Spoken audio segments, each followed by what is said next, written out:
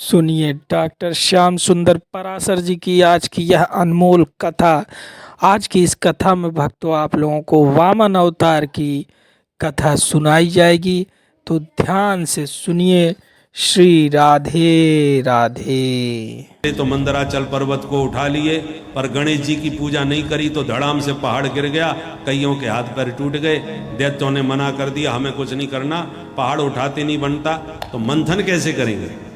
देवता सब रोने लगे, हे प्रभु ये महागठबंधन तो बिखरता जा रहा है, बात बात में झगड़ा हो रहा है, अब आप ही कृपा करो तो बात बनेगी। तो भगवान बोले इस पहाड़ को हम उठा के ले चलते हैं, तुम रस्सी की व्यवस्था करो। भगवान ने गिरिम चारोप्य गरुड़े हस्ते ने के न लीलया, एक हाथ से ही पर्वत को उठा के समुद्र के किनारे धर दिया। देवता सब गए, बासुकी नाग को रस्सी का काम करने के लिए मना के ले आए, और बासुकी नाग ने लपेट लिया उस पहाड़ को। अब भगवान ने सोचा जिसने मुंह पकड़ा उसकी विडंबना, पूंछ वाले फायदे में रहेंगे। तो भगवान जानबूझ के बोले, देवताओ तुम ऊंचे खानदान के हो, आगे तुम ही लोग लगना। दैत्यों से कहा जाओ तुम पीछे लग जाओ। सुई दैत्य नाराज हो गए, हम कोई गिरे खानदान के हैं जो पीछे लगेंगे। मंथन हो 10 बार ना हो, पर आगे लगेंगे तो हम ही लगेंगे। भगवान बोले ठीक है, बड़े बाप के बेटा बन जाओ। तो दैत्यों ने अहंकार में सांप का मुंह पकड़ लिया, और देवताओं ने पूंछ पकड़ ली।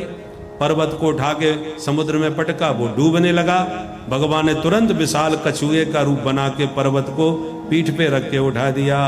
बोल कच्छप भगवान की जय।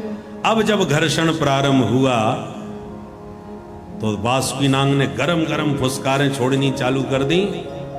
भाई शरीर में रगड़े लगे, तो फुसकारें जब बासुकी नाग की बरसी तो मुंह के पास लगे दैत्य सब जलने लगे और काले शरीर पड़ने लगे, मन में पछताने लगे, और बन लो बड़े बाप का बेटा। पूंछ की तरफ देवता देखो कितने मस्त लगे। मंथन करते करते कालकूट जहर उत्पन्न हो गया, सब घबराए। भगवान बोले कोई मत घबराओ, चलो भोले बाबा के पास चलते हैं। ततः करतली कृत्य व्यापि हालाहलम विषम अभक्षयन महादेव कृपया भूत भावना। भोलेनाथ ने सबकी प्रार्थना सुनी और अंजलि में लेके संपूर्ण विष को राम नाम के बीच में कंठ में स्थापित कर लिया। तो भोले बाबा का कंठ नीला पड़ गया, और तब से बाबा का नाम नीलकंठ हो गया। बोल नीलकंठ महादेव की जय। पुनः मंथन प्रारंभ हुआ, रत्न निकलने लगे। कामधेनु गाय निकली, ऋषियों को दान कर दी। चंद्रमा निकले, महादेव के माथे पर बैठा दिए। उच्चैश्रवा घोड़ा निकला, बलि ने ले लिया। ऐरावत हाथी निकला, इंद्र ने ले लिया। कौस्तुभ मणि निकली, भगवान ने कंठ में धारण की। कल्प वृक्ष निकला, रंभादिक अप्सराएं निकली, स्वर्ग में भेज दी। अब की बार मंथन करते साक्षात महालक्ष्मी दिव्य रूप से प्रकट हो गई। वो लक्ष्मी मैया की जय। लक्ष्मी जी ने स्वयंवर करके सबको देखा, इनमें ये कमी इनमें वो कमी, और अंत में जब नारायण को देखा तो खुश हो गई। मंगलम भगवान विष्णु मंगलम गरुड़ध्वज मंगलम पुंडरीकाक्ष मंगलायतनम हरि। बस ये मंगल मूर्ति हैं। अंत में वरमाला नारायण के कंठ में डाल दी, लक्ष्मी नारायण की हो गई। वो लक्ष्मी नारायण भगवान की जय। मंथन पुनः आगे बढ़ा तो वारुणी प्रकट हुई, असुरों ने ग्रहण कर दी। पुनः मंथन करते ही भगवान धन्वंतरी अमृत कलश लेके प्रकट हो गए। अमृत देखते ही दैत्यों ने झपट्टा मारा, अमृत कलश छीन करके सब दैत्य भाग गए। देवता रोते रह गए, ले गो ले गो ले गो। भगवान बोले अब दुखी मत हो, ले गए तो ले जाने दो, पियोगे तुम ही, देखो मेरा चमत्कार। दैत्य लेके जब दूर भाग गए तब बोले चलो अब आपस में बांट लेते हैं। जो बंटवारा चालू हुआ सो आपस में लड़ने लगे। अहम पूर्वम, पहले मैं पीऊंगा मैं पीऊंगा, तू मैं होने लगी। मिल गया मौका भगवान को, छैल छबीरी छोरी बन के छमछम करते पहुंच गए।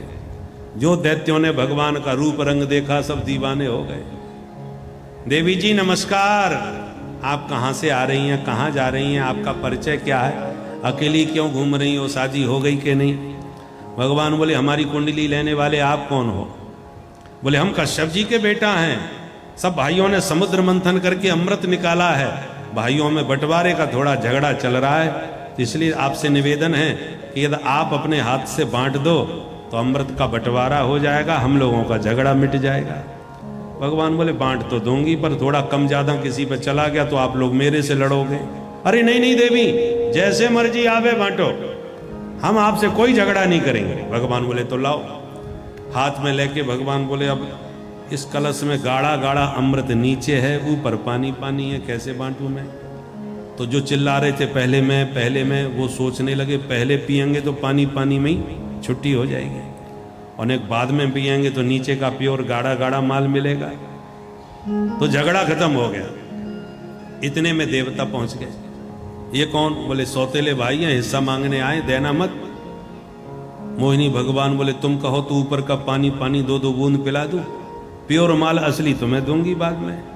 दैत्य बोले बहुत होशियार हो, ठीक है देवी पसंद है, तुम्हें जो अच्छा लगे करो। भगवान ने इशारा कर दिया, देवता पट से लाइन लगा के बैठ गए।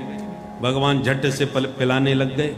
देवताओं को अमृत पिला रहे हैं और दैत्यों की तरफ मुस्कुरा रहे हैं। दैत्य भगवान की मुस्कान पर ही लट्टू हुए जा रहे हैं और देवता उधर चकाचक पिए जा रहे हैं। स्वरभानु नाम का एक दैत्य बड़ा होशियार था, उसको शंका हो गई, तुरंत देवता बन गया और सूर्य चंद्रमा के बीच में धक्का मार के बैठ गया। और जैसे ही प्रभु ने इसको अमृत पिलाया, सूर्य चंद्र ने प्रभु को इशारा कर दिया, महाराज डुप्लीकेट है। भगवान ने पट्ट से उसकी गर्दन काट दी, तब तक वो झट से पी गया, इसलिए मरा नहीं, 2 हिस्सों में बदल गया, जो राहु और केतु के नाम से जाना गया, और भगवान अमृत के साथ अंतर्धान हो गए। बोल मोहिनी भगवान की जय। अब दैत्यों को होश आया, हे भैया वो देवी जी किधर गई? दूसरा बोला देवी जी को छोड़, अमृत किधर गया? अब न देवी का पता न अमृत का। सामने देखा तो देवता डकारें लेके पेट पर हाथ घुमा रहे हैं, आनंद आ गया। अब दैत्यों का माथा खराब हुआ। भाई लगता है अपने साथ बहुत बड़ा छल हुआ है, धोखा हुआ है, पता लगाओ धोखेबाज कौन थी। एक बोला मैं समझ गया, वो थी नहीं था। मैं गारंटी से कह सकता हूं वो छलिया विष्णु ही होगा, जो छोरी बन के छम करके हम सबको चूना लगा के चला गया। अब तो क्रोध में भर गए दैत्य और टूट पड़े देवताओं को मारने के लिए। और तत्र देवासुरो नाम रणः परम दारुण, बड़ा भयानक देवासुर संग्राम छिड़ गया, इतिहास का पहला संग्राम, जिसमें सारे दैत्य मारे गए, देवता विजयी हो गए, क्योंकि अमृत से शक्ति संपन्न थे। दैत्य जितने मारे गए, शुक्राचार्य जी ने मृत संजीवनी विद्या के बल पर सबको जिंदा कर लिया। दैत्यों ने चरण पकड़ लिए, गुरुजी आपने हमको बचा लिया और बदला लेंगे इन देवताओं से। गुरुजी ने कहा हमारी बात मानोगे? बोले मानेंगे। बोले एक काम करो, क्या ब्राह्मणों का आशीर्वाद का कवच पहनो। ब्राह्मणों को यदि तुमने अपने पक्ष में ले लिया तो आज भी तुम्हें स्वर्ग के सिंहासन पर बैठाने में हम समर्थ हैं। ठीक है, ब्राह्मणों को खुश करने में कितनी देर लगती है। बढ़िया बढ़िया खीर मालपुआ रबड़ी चकाचक उठवाई दो और बढ़िया मोटा सा लिफाफा पकड़ाई दो, फिर देखो ब्राह्मणों का आशीर्वाद। शरीर वर्चस्वमायुष्यमारोग्यमा विधात, गर्जना के साथ ब्राह्मण गदगद होकर आशीर्वाद देते हैं। ब्राह्मणों ने दैत्यों को आशीर्वाद दिया, आशीर्वाद में अमोघ रथ दिया। इस रथ में तुम कभी नहीं हारोगे, हम ब्राह्मणों का आशीर्वाद। फिर तो उस दिव्य अलौकिक रथ में बलि बैठ गया, सारी दैत्य सेना के साथ स्वर्ग पर हमला किया। उसके दिव्य तेज को देख करके देवगुरु बृहस्पति देवताओं से बोले, देवताओं आज तुम्हारी भागने में ही भलाई है, बलि का सामना दुनिया में कोई नहीं कर सकता, आज ब्राह्मणों का तेज उसके साथ है। देवता स्वर्ग खाली करके भाग गए और बलि ने स्वर्ग जीत लिया। शुक्राचार्य जी बोले, देखा चमत्कार ब्राह्मणों के आशीर्वाद का, मिल गई गद्दी? बोले हाँ सरकार। बोले अब एक काम और करो। क्या? देवताओं की माता अदिति बिचारी दुखी हो रही है, मेरे बच्चे भटक रहे हैं। मैं पयोव्रत से प्रभु प्रसन्न हुए, दर्शन दिए और कहा माँ मैं स्वयं तुम्हारा बेटा बन के आ रहा हूं। और भादों के शुक्ल पक्ष की द्वादशी में मां अदिति के पुत्र बन के भगवान बटुक बामन रूप में प्रकट हो गए। बोल वामन भगवान की जय। धूमधाम से करना चाहिए। अब जनेऊ संस्कार में ब्रह्मा जी ने अपना कमंडलू वामन भगवान को दिया, कुबेर ने भिक्षा का पात्र दिया, बृहस्पति जी ने यज्ञोपवीत धारण करवाया, माता अदिति ने लंगोटी पहनाई, कश्यप जी ने मेखला धारण कराई, पृथ्वी ने पादुका, आकाश ने छाता भेंट किया। सारे देवता ऋषि मुनि मिलकर के जन्म महोत्सव यज्ञोपवीत जनेऊ संस्कार वामन भगवान का मना रहे हैं। वामन रूप बनायो, वामन रूप बनायो हरि ने आज, वामन रूप बनायो। तो दूर से देखते ही खड़े होकर स्वागत किया। स्वागतम ते नमस्तुभ्यं ब्रह्मन किंकर वामते, ब्रह्मर्षीणां तपसा मन्ये त्वार्य वपुर्धरम्, मन्ये त्वार्य वपुर्धरम्। हे बटुक जी, आपका स्वागत है। आपको देखकर ऐसा लग रहा है जैसे साक्षात मूर्तिमती तपस्या मेरे सन्मुख आकर के बालक रूप में प्रकट हुई हो। जो आपकी आज्ञा हो आदेश दो, आपकी हर आज्ञा का पालन होगा। सोना चांदी गाय बछड़े जो चाहिए मांग लो। बौने से हो, विवाह नहीं किया होगा, आप कहोगे तो बौनी कन्या ढूंढ के ब्राह्मण की बेटी से शादी भी करवा दूंगा। उतबा विप्र कन्या, जो चाहो सो मांगो। वामन भगवान बोले भैया हमें कछु ना चाहिए, तेरा नाम सुन करके बस मिल भी चले आए, पर हम समझ गए कि तुम दिए बिना हमें जाने नहीं दोगे, और देना चाहते हो तो बस ज्यादा कुछ नहीं, तुम्हारा मान रखने के लिए मांग रहा हूं। क्या? पदानी त्रीण दैत्येन्द्र सम्मतानि पदा मम, मेरे इन पैरों से केवल 3 चरण भूमि नाप करके दान कर दो। भूमि दान। बलि ने कहा धन्य है प्रभु, बड़ी मुश्किल से तो मुंह खोला, 3 चरण भूमि के लिए एक कमरा भी नहीं बनेगा, इतनी भूमि पर करोगे क्या? मुझसे मांगने वाला जिंदगी में दोबारा कभी नहीं मांगता, सोच समझ के ठीक से मांगो। भगवान बोले हम बड़े संतोषी ब्राह्मण हैं, जब इतने से गुजारा हो जाएगा तो ज्यादा लेके क्या करेंगे, हमें कोई ना मकान बनाना है ना फैक्ट्री लगाना है, करना क्या है? देना है तो दो, नहीं हम चले। नहीं महाराज, आपको इतने में संतोष है, मुझे क्या आपत्ति है। भगवान बोले तो लो हाथ में जल, संकल्प लो। जैसी जल का पात्र उठाया, शुक्राचार्य जी ने पट्ट से हाथ पकड़ लिया। बलि सावधान। अरे गुरुजी क्या हो गया? बोले देखो ये कौन है? बोले वामन है। बोले राजन न ये वामन है न 53, मैंने इस बटुक को पहचान लिया। कौन है? एस भैरोचने साक्षात भगवान विष्णुरव्यय, कश्यपात् अदितेर्जातो देवानां कार्य साधक, देवानां कार्य साधक। देवताओं का कार्य सिद्ध करने के लिए छलिया विष्णु पहले छोरी बन के आया था, वही बौना बन के आ गया है। तुम इसकी बातों में आओगे बर्बाद हो जाओगे। बलि मना कर दो, मैंने कुछ नहीं दिया।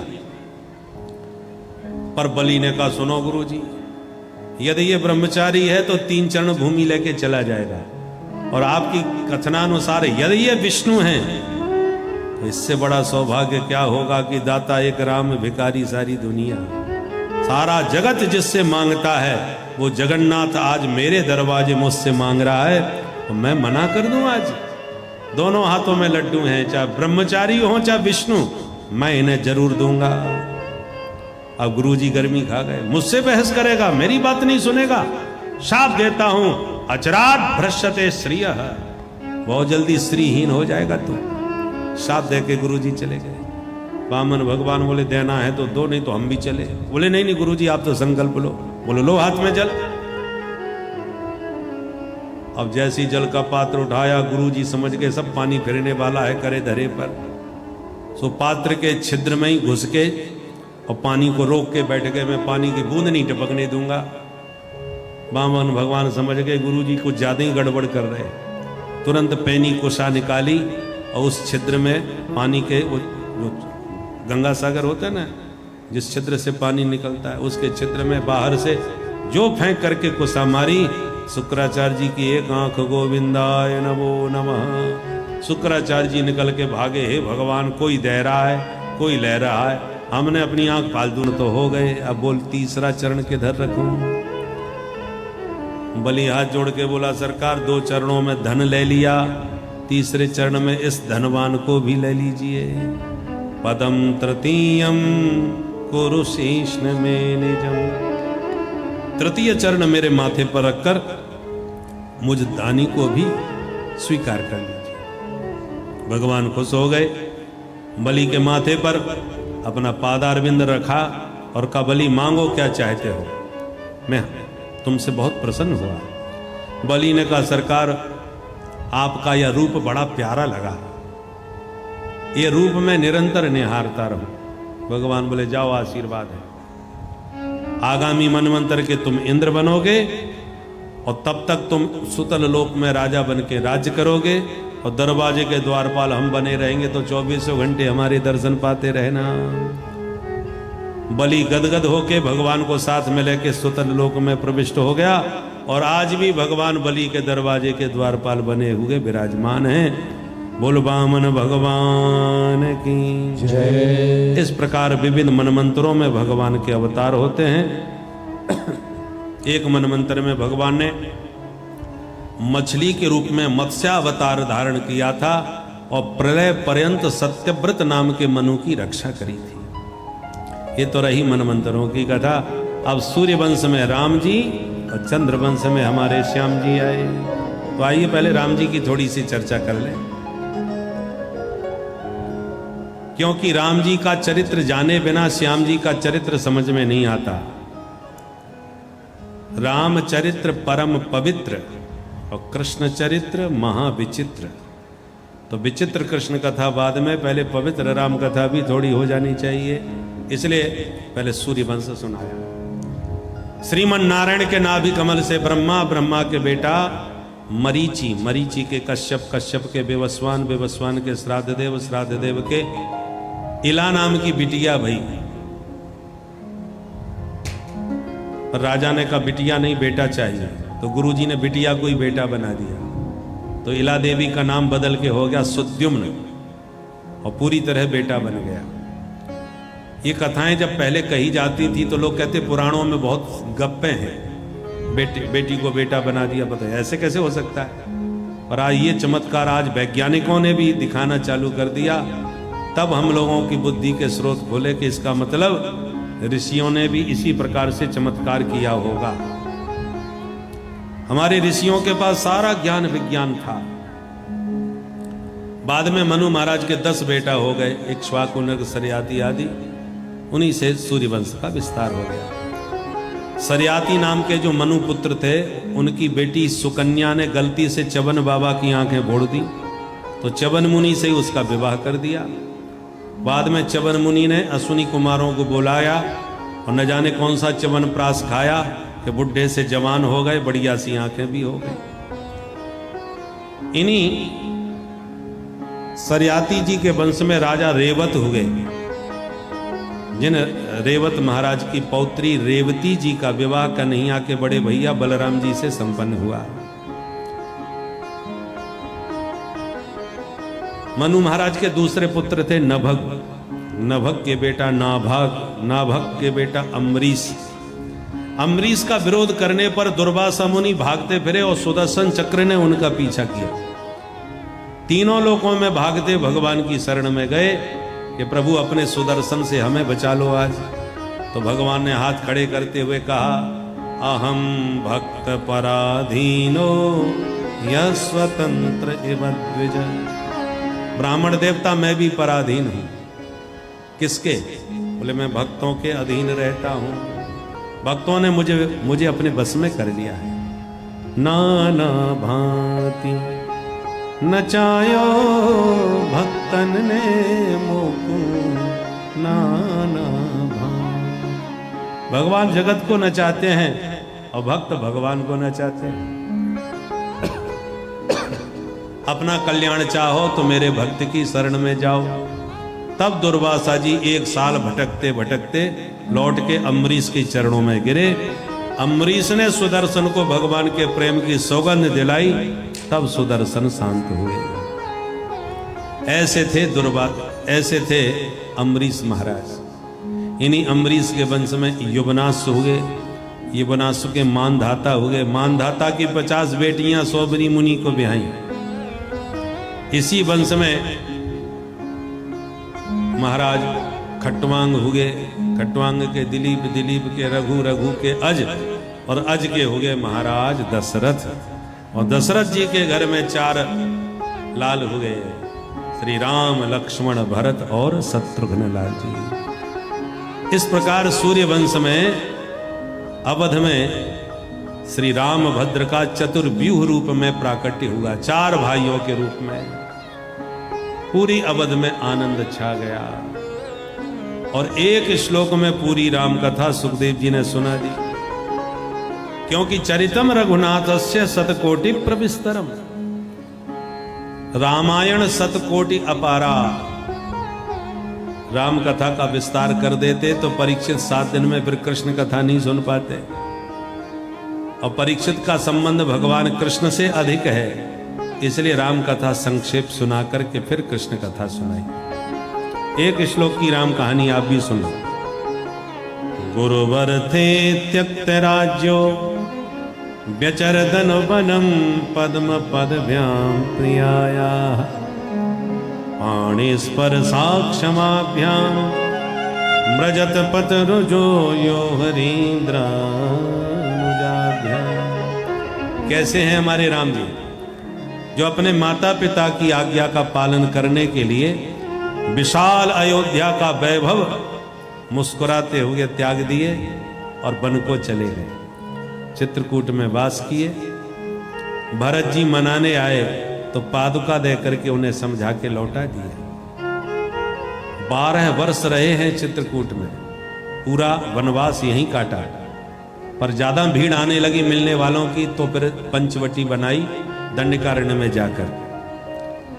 वहां पर सूपनखा आई तो नकटी करके उसे भगाई। खरदूषण को उसने प्रेरित किया तो भगवान ने दल बल के साथ 14,000 विशाल राक्षसों की सेना का संहार करके खरदूषण को भी परलोक पहुंचा दिया। बड़े भैया के पास गई, दशानन के पास। तब दशानन समझ गया साधारण बालक नहीं हो सकता। खरदूषण मोहि संबल बनता, तिन्ह को मारे बिनु भगवंता। तो साधु वेश बना करके मामा मारीच को मृग के माध्यम से श्री राम और लक्ष्मण को दूर ले गया, और यह साधु बन के आके जानकी जी का हरण करके ले गया। राम जी प्रिया के विरह में बहुत रोए कि जानकी ने जीवन में एक चीज मांगी, वो मैं दे नहीं पाया। सोने का मृग ही तो मांगा था, पर कहीं से भी दूं सोने का मृग दूंगा जरूर। और जो मांगा था वो नकली निकला। अब असली सोने का मृग कहाँ मिले? खोजते खोजते सोने का मृग भी मिल गया। कौन मिल गया? अतुलित बलधामम स्वर्ण शैलाभदेहम। अनंत बलवंत श्री हनुमंत लाल जी से राम जी की भेंट हुई और प्रभु समझ गए ये भी सोने का मृग है। जो जानकी जी ने मांगा था वो नकली सोने का मृग था, ये असली सोने का मृग है। बानरों को भी मृग कहा जाता है। अंतर सिर्फ इतना है कि बानर शाखा मृग के नाम से जाने जाते हैं। शाखा मृग के बड़ मनुष्याई, शाखा ते शाखा पर जाई। तो ये शाखा मृग सोने का हमको मिल गया। इसलिए राम जी ने कहा हमको तो पसंद आ गया, जानकी जी को भी पसंद आना चाहिए। इसलिए हनुमान जी को ही लंका में जानकी जी के पास भेजा। मुद्रिका के माध्यम से जानकी जी से हनुमान जी का परिचय हुआ, पर जानकी जी डर गई। मन में सोचने लगी एक सोने के मृग से धोखा खाए बैठी हूं, ये भी कहीं धोखेबाज ना निकले। अब ये असली सोने का है कि नकली सोने का कैसे पता चले? सोने की परख आग में होती है, अग्नि की ज्वालाओं में जिसकी चमक बनी रहे तो वो असली सोना है। तो लंका भी सोने की, तो हनुमान जी भी सोने के। अब असली कौन सा नकली कौन सा कैसे पता चले? सो लगे हाथ परीक्षा हो ही गई। रावण ने स्वयं हनुमान जी को पकड़वा के उनकी पूंछ में आग लगवा दी। रावण ने हनुमान जी की पूंछ में आग लगाई और हनुमान जी ने रावण की मूंछ में आग लगा दी और उसकी आंखों के सामने उसकी लंका को जला करके राख में मिला दी। नकली सोना लंका का जल गया, असली सोने के हनुमान जी चमचमाते हुए जानकी जी के साथ सन्मुख प्रणाम करके पहुंच गए। माता जानकी जी ने हृदय से आशीर्वाद दिया, अजर अमर होने का आशीर्वाद दे दिया। हनुमान जी ने समाचार राम जी को लाके सुनाया। जानकी जी का पता लगते ही भगवान ने समुद्र पर सेतु का निर्माण करके लंका में प्रवेश किया और जैसे दावाग्नि सारे जंगल को जला डालती है, ऐसी राम जी ने अपनी क्रोधाग्नि में सारे रावण, कुंभकर्ण, मेघनाद आदि राक्षसों का संहार किया। अंत में शरण में आए विभीषण को लंका का राजा बनाकर जानकी जी को साथ में लेकर के पुष्पक विमान में आरूढ़ होके लौट के भगवान अयोध्या के राजा बने। ऐसे अवधेश प्रभु के पाद पद्मों में बारंबार प्रणाम है। बोल राजा रामचंद्र भगवान की जय। हरे राम राम राम सीता राम राम राम। हरे राम राम राम सीता राम राम राम। हरे राम राम राम सीता राम राम राम। हरे राम राम राम सीता राम राम राम। नहुस के भी बेटा 6, यति, ययाति, संयाति, आयति, बियति और कृति। उनमें जो ययाति हैं इनके 2 विवाह हो गए, देवयानी और शर्मिष्ठा। दोनों रानियों से 5 बेटा हुए, यदु, तुर्वसु, द्रुहु, अनु और पुरु। उनमें सबसे छोटे बेटा पुरु ने अपनी जवानी पिता को दी और पिता का बुढ़ापा स्वयं लिया, इसलिए पिता ने उसे चक्रवर्ती सम्राट बना दिया।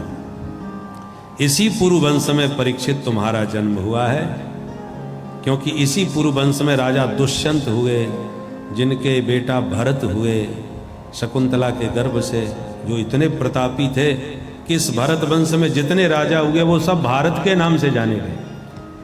इसलिए भगवान अर्जुन को भारत कह के बुलाते थे, ये भरतवंशी राजा है। गीता में भगवान भारत संबोधन करते हैं ना, यदा यदा ही धर्मस्य ग्लानिर्भवति भारत। ये भारत संबोधन अर्जुन को भगवान का है, क्योंकि ये भरतवंशी है और उसी भरत वंश में परीक्षित तुम्हारा जन्म हुआ है। अर्जुन के पौत्र हैं परीक्षित, जो भागवत सुन रहे हैं। अर्जुन के बेटा अभिमन्यु, अभिमन्यु के परीक्षित। अब पुरु के जो सबसे बड़े भाई यदु थे, उनसे यादव वंश चला। उस यदुवंश में महाराज अजमीन हुए, देवमीड हुए, सूरसेन हुए, आनक दुंदुबी हुए। इन आनक दुंदुबी का ही नाम आगे चल के वसुदेव हुआ। वसुदेव जी की पत्नी देवकी के गर्भ से 8 बेटा 1 बिटिया भई, उसमें 8वें बेटा कृष्ण कन्हैया। जो बिटिया भई वो परीक्षित तुम्हारी दादी मैया, जिनका नाम है सुभद्रा। सुभद्रा अर्जुन को ब्याही, इसलिए परीक्षित की दादी है। और जैसे राम कथा कही, ऐसे एक श्लोक में कृष्ण कथा भी पूरी सुना दी। और जैसी कृष्ण कथा कह करके आगे बढ़े तो परीक्षित ने हाथ जोड़ लिए। सुनो सुनो, सारी कथाएं मैं कृष्ण कथा सुनने के लिए ही सुन रहा था। अब कृष्ण कथा में हड़बड़ी बिल्कुल नहीं होनी चाहिए, मैं विस्तार से सुनूंगा। कथितो वंश विस्तारो भवता सोम सूर्ययो राज्ञां चोभयवंश्यानां चरितं परमाद्भुतम्। महाराज, आपने सूर्य चंद्र वंश बहुत सुना है, और जब मेरे प्यारे की चर्चा आई तो आपने इतनी चटपटी क्यों दिखाई? हड़बड़ी नहीं, आराम से कहिए। मैं सुनना चाहता हूं। परम धर्मात्मा धर्मशील महाराज यदुवंश में मेरे प्रभु का प्राकट्य कैसे हुआ? क्योंकि कृष्ण कथा भवरोग की मधुर दवा है, मीठी दवा, होम्योपैथिक जैसे।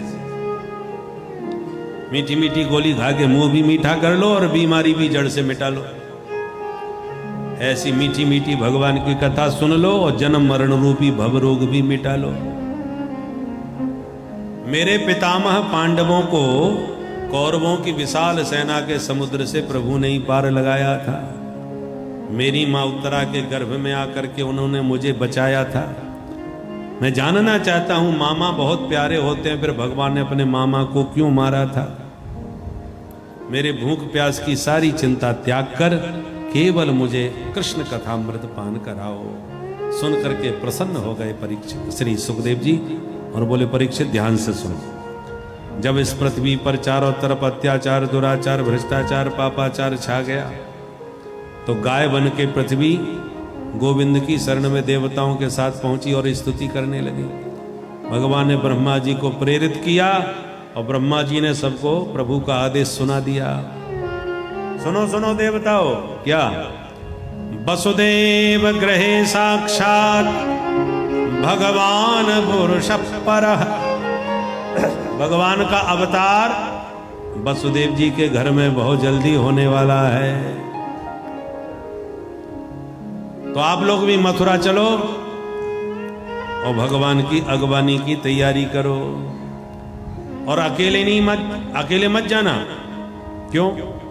भगवान अकेले नहीं आ रहे, तो कौन आ रहा है उनके साथ? बोले, जनेष्यते तत्प्रिया श्री राधा। उनकी प्राण प्रिया भी बरसाने में वृषभानुनंदिनी बन के प्रकट होने वाली हैं। तो जब वो जुगल जोड़ी से आ रहे हैं तो आप अकेले क्यों जा रहे हैं? संभवन्तु सुरस्त्रियः। तुम भी अपनी देवांगनाओं को अपने साथ में लेके आओ, जुगल जोड़ी से पहुंचो। किसी दूसरे देश का राष्ट्राध्यक्ष जब जुगल जोड़ी से पति पत्नी आते हैं तो हमारे यहाँ के भी जनप्रतिनिधि जुगल जोड़ी से उनका स्वागत करने पधारते हैं। मोक्ष देने वाली नगरी। मथुरा का अर्थ जानते हैं? ध्यान से सुनिए। मथुरा 3 अक्षर। मथुरा विपरीतंच मध्याक्षर वर्जितः येन मुखे युगलम नास्ति तन मुखे मध्याक्षरम। मतलब क्या हुआ? मथुरा, इसका विपरीत करो, उल्टा बोलो। मथुरा का उल्टा क्या होगा? राथो म। मथुरा विपरीतंच। अब मध्याक्षर वर्जिता, विपरीत बोल कर, उल्टा बोल के बीच का अक्षर हटा दो। तो अब क्या बचेगा? राम। राम नाम बचा ना। बोले, ये न मुखे युगलम नास्ति। जिनके मुख में ये 2 अक्षर राम नाम के नहीं हैं, बोले तन मुखे मध्याक्षरम। उनके मुख में तो केवल बीच का ही अक्षर शेष रहता है। तो बीच का अक्षर क्या है? थू। तो जिनके मुख में राम नहीं, उनके मुख में थू। बोलो जय सिया राम। जय सिया राम। हमारे मथुरा का संबंध राम जी से है। लवणासुर का आतंक था, तब राम जी के छोटे भैया शत्रुघ्न ने आकर के लवणासुर को मारा और मथुरा पर अपना साम्राज्य स्थापित किया। और सूर्य वंश में राम जी हुए और सूर्य वंश में ही यमुना है, सूर्य तनया। यमानुजा है, सूर्य के पुत्र हैं कौन? यमराज। और यमराज की छोटी बहन कौन है? जमुना। यम और यमराज दोनों सगे भाई बहन हैं, दोनों ही सूर्य के बेटा बेटी हैं, सूर्य भगवान। तो सूर्य पुत्री यमुना कन्हैया को भी आई और सूर्य वंश में हमारे राम जी भी आए। इसलिए मथुरा से बहुत संबंध अयोध्या का राम जी महाराज के साथ है। और मथुरा में भी राम जी छुपे हुए हैं और ब्रजवासी लोग भी राम राम ही बोलते हैं। ज्यादातर ग्रामीणांचलों में ये जय श्री कृष्ण और राधे राधे तो अब ज्यादा बोलने लगे हैं। राधे राधे की कुछ अब धुन ज्यादा हो गई। बाकी प्राय ग्रामीणांचलों में ब्रजवासियों के यहाँ भी आप जाके देखिए तो राम राम कह के ही आप एक दूसरे का अभिवादन करते हैं। तो मथुरा के राजा महाराज उग्रसेन बड़े धर्मात्मा, और दुर्भाग्य से बेटा हो गया कंस महापापी। बाप को ही उठा के एक दिन जेल में पटक दिया और जबरदस्ती मथुरा के सिंहासन पर बैठ गया। बोला बुढ़े हो गए, कुर्सी छोड़ना ही नहीं चाह रहे, कब तक तुम्हारे मरने की राह देखो। तो महाराज उग्रसेन को जेल में डाल के राजा बन बैठा जबरदस्ती। जनता में चर्चा का विषय बन गया, जो अपने बाप का नहीं हुआ वो हमारा क्या होगा।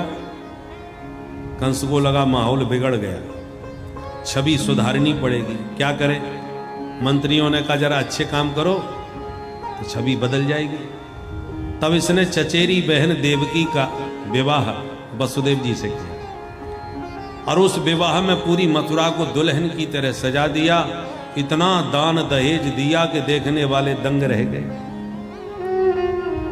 और जनता चर्चा करने लगी महाराज देखने में खतरनाक लगते हैं पर दिल के बहुत अच्छे हैं। देखो देवकी उनकी सगी बहन नहीं है, फिर भी कितने प्यार से उसका विवाह कर रहे हैं और कितने धूमधाम से उसकी विदाई कर रहे हैं, इतना दहेज दे रहे हैं। ये सब बातें सुन के कंस खुश हो गया, अब मेरी छवि बदल रही है।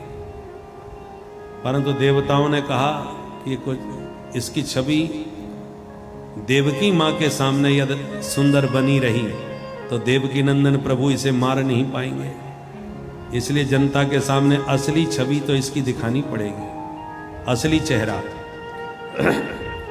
विदाई में कंस ने कुछ ज्यादा ही नाटक कर दिया। जिस रथ में देवकी की विदाई हो रही थी उस सारथी को उतार के बोला मैं बहन जी की विदाई देख नहीं पा रहा, मेरा हृदय वियोग में फट रहा है, इसलिए मैं स्वयं अपनी बहन जी को विदा करने जाऊंगा। तो रथ स्वयं हाँकने लगा, रो रो के फबक फबक के विलाप करने लगा। जनता बहुत भावुक हो गई। ओ महाराज इतने भावुक हैं, ये तो आज ही पता चला। नारियल जैसा स्वभाव है महाराज कंस का। अब देवताओं को लगा कि अब इसका चेहरा प्रकट करना जरूरी है, तो देवताओं ने आकाशवाणी कर दी, अस्यास्वामष्टमो गर्भो हंतायाम बहसे बुध। आकाशवाणी हुई, अरे पापी कंस मुझे तू क्या मारेगा? ए पापी कंस, बोलो राधे राधे। राधे जिस बहन देवकी के विवाह में तू इतना गदगद भावुक है, इसी देवकी का 8वां लाल तेरा बनेगा काल। सुनते ही कंस की आंख हो गई लाल और निकाल के तलवार भगनी महंत मारब्ध।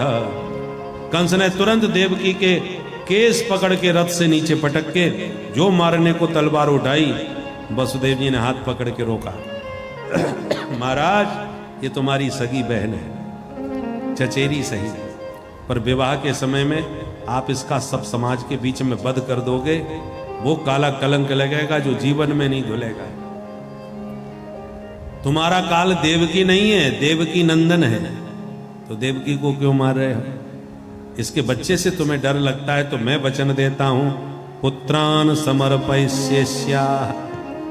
इसके जितने बच्चे होंगे मैं तुम्हें समर्पित कर दूंगा, मैं वचन देता हूं। कंस को यह बात समझ में आई। अच्छा तो ठीक है, तुम कहते हो वसुदेव, तो मैं इसे छोड़ता हूं एक शर्त पर, कि जब तक 8 बच्चे इसके नहीं होंगे तब तक तुम दोनों को मेरे पास रहना होगा। बोले मंजूर है। दोनों को जेल में डाल दिया। समय पाकर के पहला बेटा हुआ, वसुदेव जी ने कंस को लाके दिया। कंस बड़ा खुश हुआ, तुम बड़े वचन के धनी हो, पहला बच्चा है ले जाओ वापस, 8वें को नहीं छोड़ूंगा, उसे जरूर लेते आना। ठीक है महाराज। वसुदेव जी वापस लौट गए बच्चे को लेके। इतने में नारद जी पहुंच गए। नारद जी ने जब ये माहौल देखा तो सोचने लगे ये दुष्ट ऐसे दया दिखाएगा तो जल्दी नहीं मरेगा। बाल हत्या से बड़ा कोई पाप नहीं होता, ये बाल हत्या करेगा तभी इसका पाप का घड़ा फूटेगा। इसलिए नारद जी कमल का फूल घुमाते हुए कंस के पास पहुंच गए। कंस ने स्वागत किया, आओ आओ गुरुदेव, बहुते दिनन कीन मुनि दाया। तो कमल का फूल सामने रख करके कंस से नारद जी ने पूछा, राजन बताओ ये क्या है? कंस ने कहा, हमसे क्या पूछ रहे हो महाराज, इसे कौन नहीं जानता। चारों तरफ पूरे देश में आजकल यही खिल रहा है, इस कमल को आज कौन नहीं पहचान रहा है, आप मुझसे क्यों पूछ रहे हो? नारद जी ने कहा, इसलिए पूछ रहा हूं, क्या तुम बता सकते हो इस कमल में 8वीं पंखुड़ी कौन सी है? तो गिनने लगा, ये रही 8वीं, यहां से गिनो, अब यहां से गिनो, अलग अलग गिनवाया। तो अब खोपड़ी घूम गई, किसको 8वीं मानी जाए? कंस बोला, गुरुजी मैं समझ गया आप क्या कहना चाहते हैं, पहला भी 8वां हो सकता है और 8वां भी पहला बन सकता है, रिस्क नहीं लेनी चाहिए। इतना कह के नारद जी तो खिसक गए। कंस ने तुरंत वसुदेव जी को वापस बुलवा लिया और बच्चे को छीन करके घुमा के पटक दिया। और इसी प्रकार कंस के हाथों देवकी के 6 पुत्रों की लगातार हत्या हुई। सप्तम गर्भ में शेष जी आ गए। योग माया को बुला के भगवान ने आदेश दिया, देवी जाओ, शेष जी को देवकी के गर्भ से आकर्षित करके रोहिणी के गर्भ में पहुंचाओ और तुम मैया यशोदा की बेटी बन जाओ। कंस तुम्हें मारने का प्रयास करे तो अष्टभुजी बन जाना, फिर देखो तुम्हारी कितनी पूजा होगी। योग माया ने वही किया जो हरि ने आदेश दिया और कंस ने समझ लिया देवकी के सप्तम गर्भ का पतन हो गया। अब अष्टम गर्भ में प्रभु पधारे और भगवान के आते ही देवकी का दिव्य तेज दैदीप्यमान होने लगा। देवता जान गए, प्रभु गर्भ में आ गए। सभी देवताओं ने मिलकर के एक स्वर में भगवान की स्तुति गाई। सत्यव्रतम सत्य परम त्रिसत्यम सत्यस्य जोनिम निहितम च सत्ये सत्यस्य सत्यम व्रत सत्य नेत्रम सत्यात्मकं त्वां स अथ सर्वगुणोपेतः कालः परम शोभन। प्रभु के प्राकट्य का शुभ समय आ गया, भादों का महीना आ गया, कृष्ण पक्ष आ गया, अष्टमी तिथि आ गई, बुधवार आ गया, रोहिणी नक्षत्र आ गया, हर्षण योग आ गया, बवकर्ण आ गया, मध्य रात्रि 12 बजे का समय हो गया और भगवान शंख चक्र गदा पद्म लेकर के माता देवकी के सन्मुख प्रकट हो गए। बोल बाल कृष्ण लाल की जय। देवकी वसुदेव दोनों हाथ जोड़ के भगवान की दिव्य स्तुति गाने लगे। भगवान बोले, मां मैं अपनी स्तुति सुनने नहीं आया, कुछ संकेत करने आया हूं। क्या? बोले, मैं जैसे बेटा बन जाऊं मुझे तुरंत गोकुल में छोड़ाना। नंद भवन में एक कन्या का जन्म हुआ है, उस कन्या को उठा लाना, बाकी किसी से बिल्कुल मत घबराना। सारी बातें समझाई और तुरंत मैया देवकी की गोदी में नन्हे से बालक बन के भगवान प्रकट हो गए। बोल बाल कृष्ण लाल की जय। पर रोए गाए बिल्कुल नहीं। रामावतार में तो खूब गला फाड़ के रो रहे थे। सुन बचन सुजाना रोदन ठाना होए बालक सुर भूपा। राम जी रोए पर श्याम जी नहीं रोए। क्यों? जानते हैं कि रामावतार में रोए थे तो सब दास दासियां मंगल गीत गाती नाचती झूमती आ गई थी। और कन्हैया अच्छी तरह समझते हैं हम कहीं रो पड़े तो चारों तरफ से मामा जी लाठी बंदूक लेकर के कूद पड़ेंगे। यहाँ का माहौल ठीक नहीं है, इसलिए शांत ही रहो। इसलिए कन्हैया शांत रहे, बिल्कुल नहीं रोए। वसुदेव जी ने भी देर नहीं लगाई, लाला को उठा के सूप में लिटा के सिर पर बैठा के जैसी चलने लगे, हथकड़ी बेड़ी खुल गई, दरवाजे खुल गए, पहरेदार खर्राटे बजा के सो गए। आकाश के बादलों ने देखा हम भी घनश्याम सांवले और हमारे प्रभु भी घनश्याम सांवले। ये कृपा बरसाते हैं तो हम भी जल खूब बरसाते हैं। तो पानी की बूंदों से, रिमझिम फुहारों से आकाश के बादल घनश्याम का स्वागत करने लगे। शेष भगवान ने देखा कि इनको पानी बरसाने की पड़ी और प्रभु हमारे नन्हे से हैं, तो 1000 फन तान के छत्र बन के शेषनाग जी पीछे पीछे चल दिए। बबर सपर जन्य पांसु गर्जित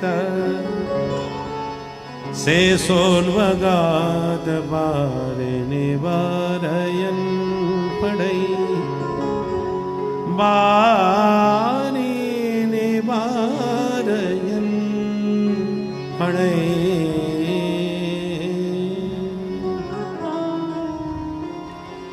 यमुना महारानी ने देखा, ओ होने वाले मेरे प्रियतम पधार रहे, बिना चरण धोए नहीं जाने दूंगी। तो जमुना जी में बाढ़ आ गई। वसुदेव जी के कंठ तक जमुना जल पहुंच गया। प्रभु समझ गए देवी जी को चरण छूने की पड़ रही है, पिताजी डूबे जा रहे। तो भगवान ने अपना चरणारविंद नीचे लटका दिया और चरणों का स्पर्श होते ही यमुना की जलधारा वसुदेव जी के घुटनों के बराबर हो गई। बोले जमुना मैया की जय। एक संत कहते हैं ये बात नहीं थी, तो क्या थी? बोले जमुना जी में बाढ़ आई अपने प्रियतम का मुख निहारने को। एक बार दर्शन तो कर लूं मेरे पतिदेव कैसे हैं।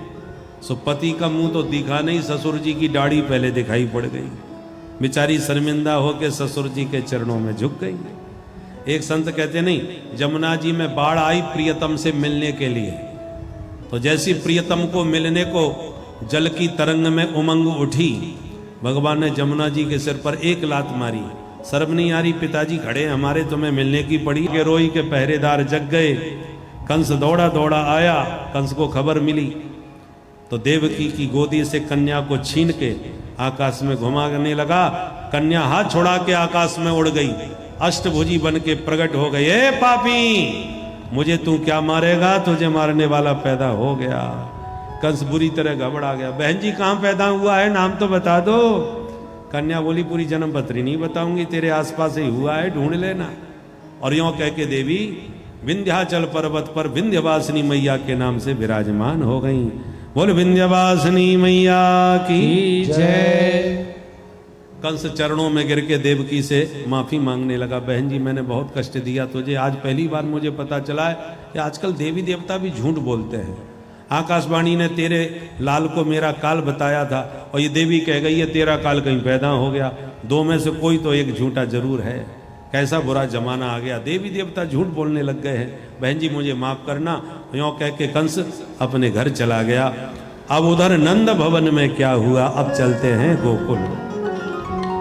नंदस्त्वात्मज उत्पन्ने जाता ह्लादो महामना।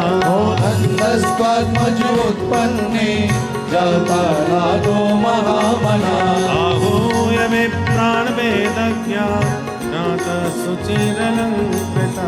आहूय विप्रान् वेदज्ञा ज्ञाता शुचिरलंकृता। वाचयित्वा स्वस्तयनं जात कर्मात्मजस्य वै। वाचयित्वा स्वस्तयनं जात कर्मात्मजस्य वै। कारयामास विधिवत् वेददेवार्चनं तथा। कारयामास विधिवत् वेददेवार्चनं तथा। नन्दस्त्वात्मजोत्पन्ने जाता ह्लादो महामना। नंदस्त्वात्मज उत्पन्ने जाता ह्लादो महामना। जाता ह्लादो महामना। जाता ह्लादो महामना। अब यहां से ब्रज की कथा प्रारंभ होती है। तो ब्रज की कथा ब्रज भाषा में ही अच्छी लगे। नंद बाबा 90 साल के डोकरा है गए, पर छोरा छापरो कोई ना भयो। एक दिन संतन की मंडली पहुंची। नंद बाबा ने सबन को बुला के चकाचक खीर मालपुआ रबड़ी छनवाई। महंत जी ने डकार लेके पेट पर हाथ घुमायो। नंद बाबा को आशीर्वाद दियो, नंद बाबा पुत्रवान भव। सोई नंद बाबा हाथ जोड़ के बोले महाराज 90 साल के बुढ़ापे में कैसो आशीर्वाद दे रहे हो? अब तक तो भयो ना है, अब या बुढ़ापे में काहे जाएगो? महंती जी बोले तेरे एक छोरा ना है। नंद बाबा बोले अब तक तो भयो ना है, अब आगे की खबर ना है। महंती जी बोले जब आशीर्वाद मोते हमारे निकल गए हो तो लाला तो अब हो के ही रहे हो। नंद बाबा बोले महाराज तब तो रोज रबड़ी घुटन दो, आपकी कृपा ते 9 लाख गैया हैं, काऊ बात की कमी ना पड़े बेगी, आप छानो घोटो, बस आपको आशीर्वाद पूरा होना चाहिए। संतन के आशीर्वाद को ऐसो चमत्कार भयो कि जसोदा जी के लाभ है गयो और पूरे ब्रज में बात फैल गई जसोदा के छोरा होवे बारो है। अब तो जैसी खबर मिली गोपियन ने 84 गज के लहंगा सिलवाए लिए, बढ़िया बढ़िया चुनरी बनवाए ली। जादना जसोदा के लाला होएगा बाद ना यही लहंगा चुनरी में जाऊंगी लेके बधाई। छोरा भयो ना 6 महीना पहले से तैयारी चालू है गई। नंद बाबा अपनी बहन को लेवाए हुए पहुंच गए। सुनंदा जल्दी घर चल। क्यों भैया? अरे तो खबर ना है तू बुआ बनवे वाली है। इतना सुनते ही खुशी में नाचने लग गई सुनंदा। 4 महीना पहले ही चली आई और जसोदा भाभी की खूब भाग भाग के सेवा करने लगी। यशोदा माने यश देने वाली, सबको आदर देती है। और नंद माने नंदयति जगतिति नंद, जो सारे जगत को आनंद दे उसका नाम नंद, और आनंद न दे उसका नाम ननद। बोलो राधे राधे। राधे राधे। कोई भाग्यशाली भावी होएगी जाको ननद से सुख मिल जाए, बहुत कम होए, परंतु ये ननद नहीं है, इनका नाम है सुनंदा। सुनंदा के आते ही भाभी निश्चिंत है जाए जसोदा कि मेरी सुनंदा आ गई, मोए घर की कोई चिंता ना है। अब जसोदा भाभी की खूब भाग भाग के सेवा कर रही हैं सुनंदा जी। जब यशोदा को विवाह भयो तो पहली बार भाभी को मुंह देखो सुनंदा ने, तो जसोदा भाभी के कंठ में हीरे का जगमगाता हुआ हार देख करके खुश रह गई। भाभी को हार बड़ो जोरदार है, जादना में बुआ बनूंगी, बादना हार लेके ही रहूंगी बधाई में। पर बेचारी को बुढ़ापो आ गयो, वो हार मांगने को दिन ही ना आवे। आज वो दिन आने वाला है, इसलिए जसोदा भाभी की खूब भाग भाग के सेवा कर रही हैं सुनंदा जी। आज रात में कब वसुदेव जी आए गए, कब अदला बदली कर गए, पतो ही ना चलो, सब सोते रह गए। सुनंदा जी सबसे पहले जगी, देखा दरवाजे खुले पड़े हैं घर के, और जसोदा भाभी भी अभी तक खर्राटे बजाए रही। तो सुनंदा जी ने जसोदा भाभी के कमरे में झरोखे से झांक के देखा तो नील कमल जैसा सुंदर बालक यशोदा जी के अंक में खेलता हुआ दिखाई पड़ा। देखते ही सुनंदा जी खुशी में उछल पड़ी, जोर से चिल्लाती वहीं बोली, है गौ है गौ है गौ है गौ है गौ। सबरे ग्वाला दौड़े दौड़े आए, कहा भयो? सुनंदा जी मुंह पे हाथ धर के बोली, कचूना भयो। ग्वाला बोले, हम तो घबरा गए भाई, इतनी जोर से तू काई को चिल्लाई? सुनंदा जी ने सोची सबसे पहले खुशखबरी भैया सुनाऊंगी, तब ही पक्को 9 लखा हार मिलेगो, मोते पहले कोई और खबर ना कर दे। इसलिए सुनंदा जी ने कहा हुए कचूना बताओ। तुरंत बोली, पहले ये बताओ मेरे भैया कहाँ हैं? ग्वाला बोले, अथाई पर बैठे बैठे माला सटकाए रहे। तो सुनंदा जी भागी भागी गई तो क्या देखा, बूढ़े बड़े ग्वालन के बीच में नंद बाबा भजन कर रहे, माला सटका रहे। कौन सो मंत्र जप रहे? अभई तो भयो ना है, आगे खबर ना है, अभई तो भयो ना है। एक ही धुन सवार, कब लाला होवे, कब खुशी को समाचार आवे। इतने में सुनंदा जी भागती आएगी, अरे भैया तुम यहाँ बैठे माला सटका रहे हो, मैं कब से बाबरी बनी तुम्हें ढूंढती डोल रही हूँ। बहना जल्दी बोल, खबर का है? बोले भैया ये बता मेरी इनाम का है। अब बाबा की धड़कन दुगनी है, मालूम पड़े चौकी खबर लाइए। तुरंत बगल में से तिजोड़ी की चाबी निकाल करके सुनंदा के हाथ में धर दी नंद बाबा ने। बहना तिजोड़ी तेरे ही हाथ में है, जो मर्जी पड़े सो बधाई ले ले, पर देर मत कर, फटाफट बता। तब सुनंदा जी कान में जाके बोली, भैया तेरे घर में लाला को जन्म है गयो, बोल नंद के लाला की जय। सुनते ही नंद बाबा उछल पड़े खुशी के मारे और तुरंत बुलायो नाई, पूरे ब्रज में लगा दे दोहाई। काय बात की? बोले कह दीजो लाला भयो है नंद भवन में। इतना सुनते ही नाई ने पूरे ब्रज में दोहाई लगा दी, ले ले के बधाई। सब गोपी ग्वाल दौड़े दौड़े भागे भागे आमन लगे। जसोदा मैया को घेर घेर के गोपियां बधाई दे रही हैं और नंद बाबा को घेर घेर के सब ग्वाला बधाई दे रहे हैं। अब आपको भी बधाई देनी पड़ेगी। जब हम बोलेंगे मैया बधाई हो तो गोपियां कहेंगी मैया बधाई हो, और जब हम कहेंगे बाबा बधाई हो तो ग्वाला कहेंगे बाबा बधाई हो। अब देखें ग्वालन की बधाई जोरदार आवे के गोपियन की। परीक्षा है आज तुम्हारी।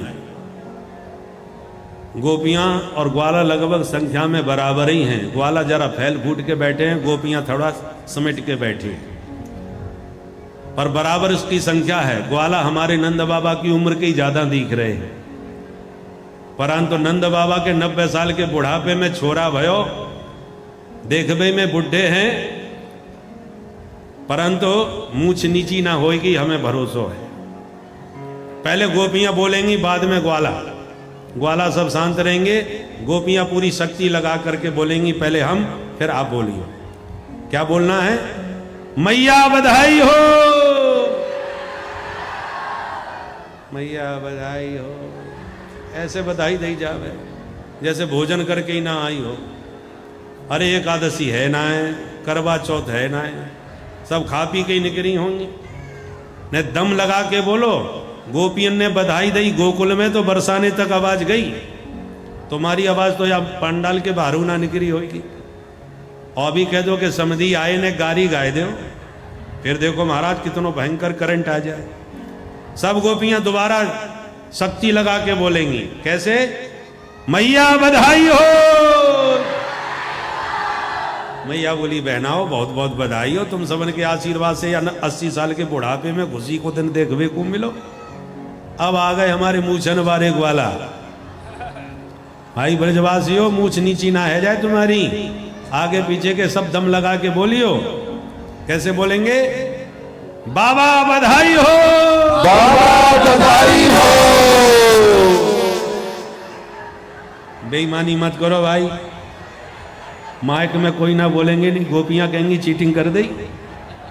इनके सबके माइक बंद कर दो भाई, चिंता मत करो, बेईमानी ना होगी। ग्वाला फिर दोबारा दम लगा के बोलेंगे बिना माइक के, बाबा बधाई हो, मैया बधाई हो। भाई ब्रजवासियों, काऊ बात में कमी ना पड़ी, मूछन की लाज बच गई। सबरे ग्वाला नंद बाबा की उम्र के थे महाराज, पर सब में दम है। सब ग्वाला मिल करके झूम झूम के नाच रहे हैं और गा रहे हैं। गोपियां जसोदा मैया को घेर घेर करके नाच रही हैं और गा रही हैं। क्या गा रही हैं? चलिए हम और आप भी मस्ती में गाएंगे, बधाई पाएंगे, खूब बधाई लुटाएंगे। पर बधाई लूटते कहीं आप खुद भी ना लुट जाएं, ये भी ध्यान रखेंगे। बाद में पता चलता है मोबाइल चला गया और पर्स चला गया, और ये सब बहुत होता है नंदोत्सव में।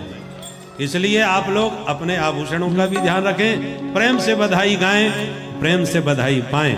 आइए बोल नंद के लाला की जय। अरे अनोखो जायो ललना में बेदन में सुन आई, अनोखो जायो ललना मैं बेदन में सुन आई। जसोदन जायो ललना में बेदन में सुन आई, यशोदन जायो ललना मैं बेदन में सुन आई। मैं बेदन में सुन आई, ओ पुराणन में सुन आई।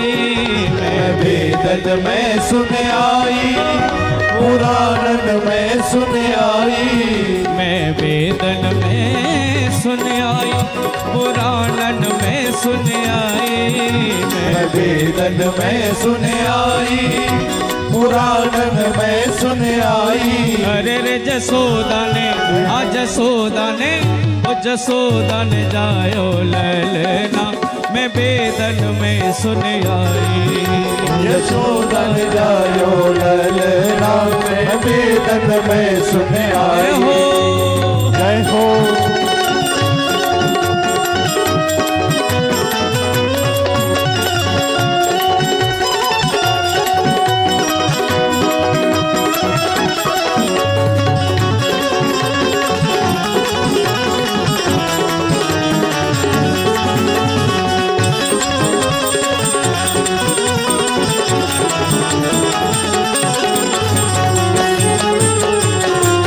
बधाई हो।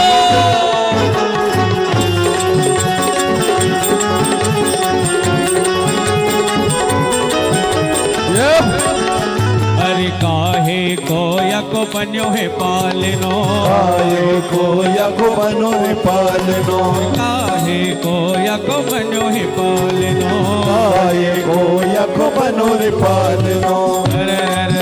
काहे के काहे के लागे फुंदना मैं बेदन में सुन आई, काहे के लागे फूलना मैं बेदन में सुन आई।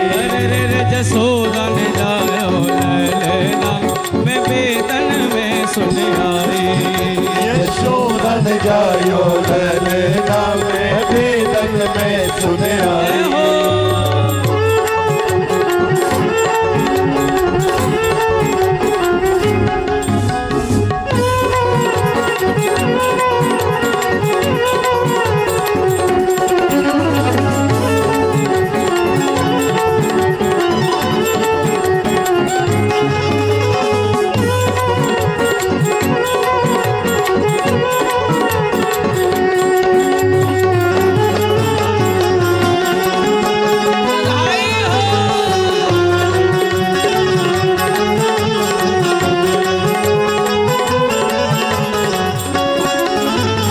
रतन जड़ित यको बनो है पालनो, रतन जड़ित यको बनो रे पालनो, रतन जड़ित यको बनो है पालनो, रतन जड़ित यको बनो रे पालनो। रेशम के जय हो। रेशम के जय हो। रेशम के लागे फुंदना मैं बेदन में सुन आई, रेशम के लागे फूलना मैं बेदन में सुन आई। अनोखो जायो ललना मैं बेदन में सुन आई, अनोखो जायो ललना मैं बेदन में सुन आई।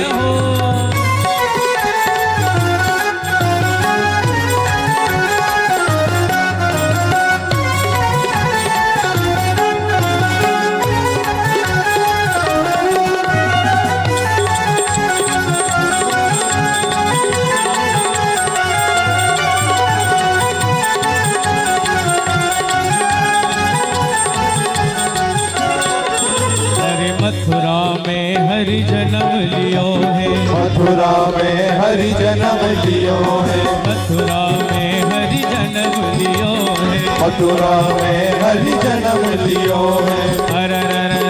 गोकुल में जय हो। गोकुल में जय हो। गोकुल में झूले पलना मैं बेदन में सुन आई, गोकुल में झूले पलना मैं बेदन में सुन आई। हाँ अनोखो जायो ललना मैं बेदन में सुन आई, अनोखो जायो ललना मैं बेदन में सुन आई। नंद जी के अंगना में बज रही आज बधाई, नंद जी के अंगना में बज रही आज बधाई, नंद जी के अंगना में बज रही आज बधाई, नंद जी के अंगना में बज रही आज बधाई।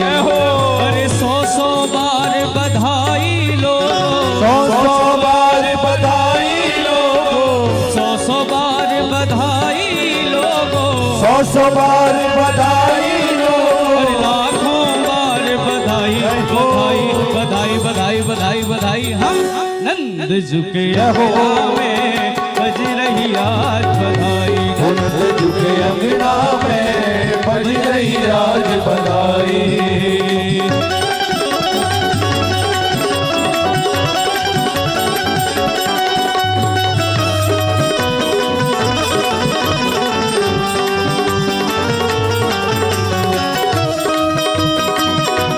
नंद के लाला की जय हो।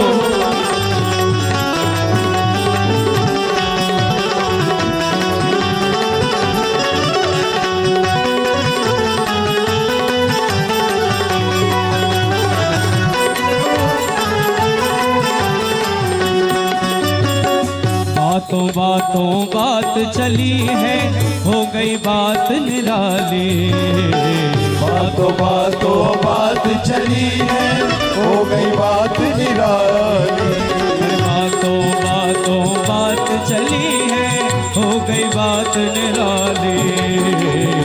बातों बात चली है, हो गई बात निराली।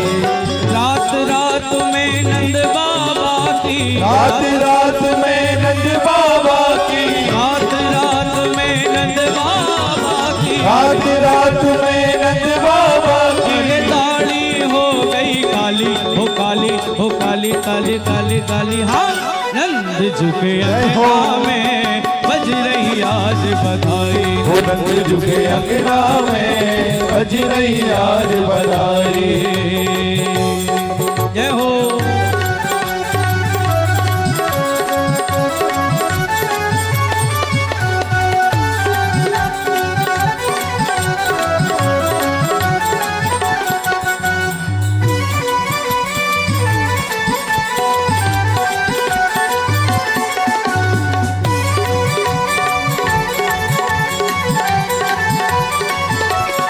जय हो।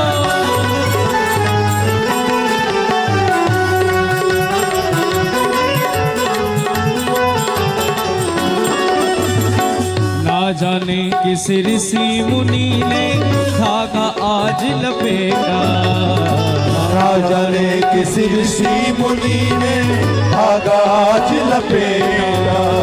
ना जाने किस ऋषि मुनि ने धागा आज लपेटा। राजा ने किस ऋषि मुनि ने धागा आज लपेटा। अरे नंद भवन ये होनी हो गई, नंद भवन ये होनी हो गई, नंद भवन ये होनी हो गई। नंद भवन ये होनी हो गई। बे बेटी हो गई बेटा, हो बेटा, हो बेटा, बेटा बेटा बेटा। हाँ नंद झुके अंगना में बज रही आज बधाई, नंद झुके अंगना में बज रही आज बधाई। नंद झुके अंगना में बज रही आज बधाई, नंद झुके अंगना में बज रही आज बज रही आज वो बज रही आज बज रही आज वो बज रही आज। बधाई। बोल नंद के लाला की जय बोल आज के आनंद की जय।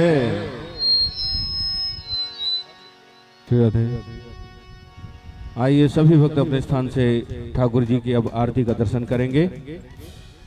ओम ज्वालामालिन्यै नमः, रत्नेश्वर्यै नमः। उमा चंद्रमा मनसो जात चक्षुः सूर्यो अजायत, श्रोत्राद् वायुश्च प्राणश्च मुखादग्निरजायत।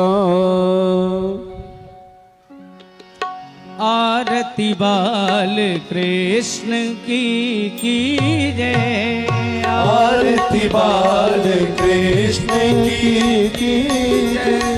अपनो जन्म सफल कर लीजिए, अपनो जन्म सफल कर लीजिए।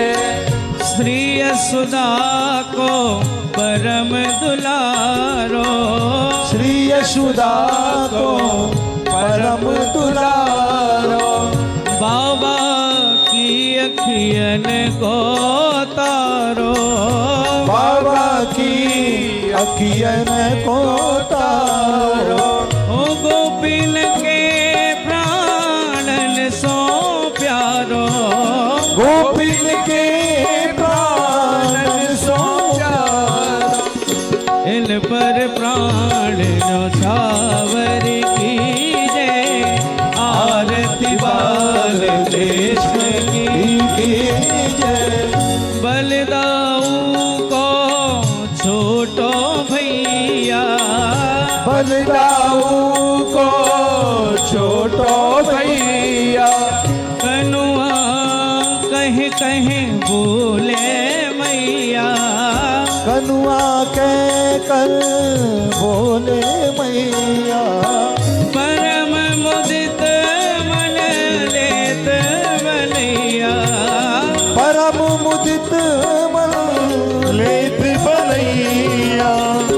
अपनो सर्वस इनको दीजे, आरती बाल कृष्ण की जय। तो तरी बोलन मधुर सुहावे,